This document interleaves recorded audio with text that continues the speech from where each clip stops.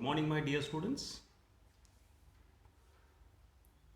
We are studying international trade, which is first unit in our syllabus. And in this video, we shall be discussing about theories of international trade. Before I talk on theories of international trade, I would like to bring to your kind notice that in our previous videos, we have studied introduction and meaning of international trade and importance of international trade. So in this particular video, we'll be focusing more on theories of international trade. On our screen, I have shown the titles. The first one, the classical theories on international trade.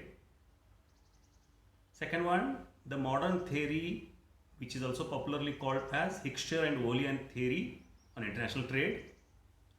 Third one, the theory of competitive cost advantage on international trade. And there are other theories. There are many theories on international trade. But in our syllabus, we are supposed to focus more on the second and third, which is shown on this particular screen. According to our syllabus, we are supposed to study modern theory on international trade and the theory of competitive cost advantage on international trade in detail.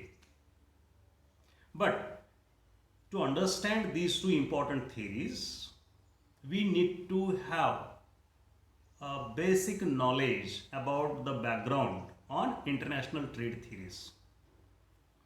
If we do not understand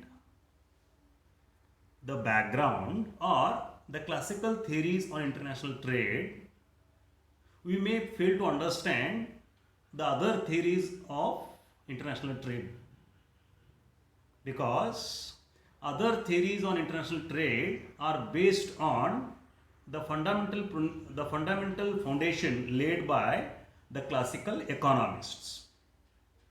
Therefore, we are supposed to have little knowledge or basic knowledge about the theories developed by classical economists on international trade. When we say classical economists, you know that there are some popular names which comes to our mind, like Adam Smith, David Ricardo, J.B. Say, J.S. Mill, and so many. The leader of classical economists is the father of economics, that is Adam Smith. Before we know about the views of classical economists on international trade, let us have a brief knowledge about the views of mercantilist economists who were just before classical economists. Mercantilists is a group of economists like the classical and neoclassical economists. Mercantilists were there just before the classical economists. Look at that, what mercantilists say about the trade. A nation could gain in trade only at the expenses of others. And they conclude, that is, trade is zero-sum game. In total, the sum at the end is zero. You know that this principle, this particular experience we witness in balance of payment and also maintaining balance sheet of different companies or bank. At the end, balance of payment or balance sheet of a company is balanced, and that is zero sum game, neither profit nor loss. Why this kind of situation we witness in maintaining balance of payment records or balance sheet of a company? Because we follow the double entry bookkeeping system in maintaining these records, and thereby we witness the end result is neither gain nor loss. Under this background, we'll be studying classical theories developed by Adam Smith and David Ricardo.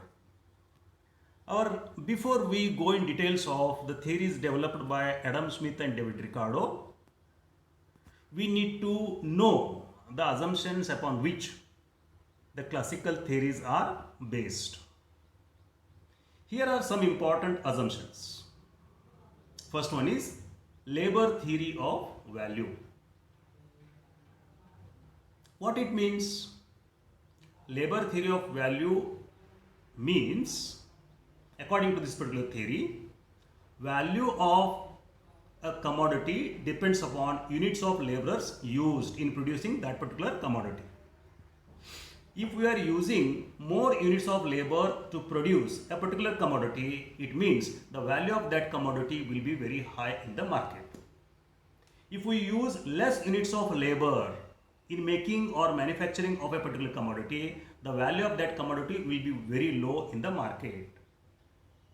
In other words, the value of commodity depends upon units of laborers used in making that particular commodity. That was the assumption made by classical economists. The second assumption is two commodities and two countries world. According to classical economists like Adam Smith and David Ricardo, they assumed there exists only two commodities and two countries in the world. Third assumption is the existence of constant cost of production. Total cost of production will go on increasing but at constant rate.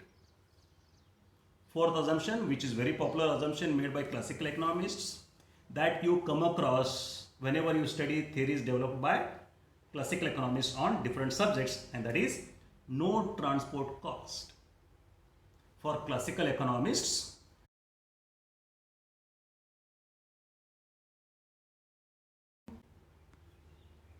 these are important assumptions upon which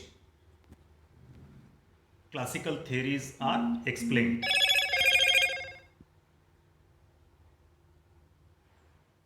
Now, in next slide, we find one of the most popular theories developed by father of economist Adam Smith, and that is called theory on international trade, which is popularly called as absolute cost advantage theory on international trade. Adam Smith has developed a theory on international trade which is popularly called as absolute cost advantage. According, Adam Smith believes a nation gain from international trade because of absolute cost advantage. For him, a nation will produce and export that commodity in which it enjoys absolute cost advantage, and it will import that commodity in which it has absolute cost disadvantage. It means a country will export only that goods in which it has cost advantage, and it will import that commodity in which it has cost disadvantage. This concept is based on the principle of division of labor. Before we go to next slide, we should keep in our mind the cost here is expressed in terms of units of laborers used in production, and units of labor is expressed in terms of hours. So in next slide, we find that absolute cost advantage can be explained with the help of an example. Absolute cost advantage can be explained with the help of an example, with the help of this mathematical example. Now you will have to pay a little more attention in understanding this particular table. Understanding absolute cost advantage depends upon understanding this particular table. Now look at the title. 1 unit of labor, which is expressed in terms of time, which is expressed in terms of hours. We have only 1 unit of labor, and there is a table which speaks. The first column is meant for countries. In first column we have mentioned country A and country B. In second column we are having commodity X, and in third column we are having commodity Y. I will read this table for your understanding. If 1 unit of labor is used in country A, how many units of commodity X can be produced? 20 units. I repeat, when we are using 1 unit of labor in country A, this labor is able to produce 20 units of commodity X, or the same labor is in a position to produce 10 units of commodity Y. These are the two possibilities. When we use that entire labor in the manufacturing of commodity X, the labor is in a position to produce 20 units of X commodity, or instead of this, if we use that labor in the manufacturing of commodity Y, then the labor is in a position to produce 10 units of Y commodity. This is in case of country A. Now, what is the possibility in case of country B? In case of country B, yes, I am trying to explain this table to understand comparative cost advantage. I am talking about country B. If we use 1 unit of labor in country B to manufacture commodity X, the labor is in a position to produce 10 units. Or the same labor may produce 20 units of commodity Y. So from this particular table, it is very much clear that country A has advantage of producing commodity X, and country B has advantage of producing commodity Y. Thereby, the trade between A and B will take place. This particular thing we have summarized as follows. From above table, it is clear that country A will produce and export commodity X, in which it has absolute cost advantage, and it will import commodity Y, in which it has absolute cost disadvantage. So because of this particular reason, the trade exists according to Adam Smith. This is all about absolute cost advantage theory developed by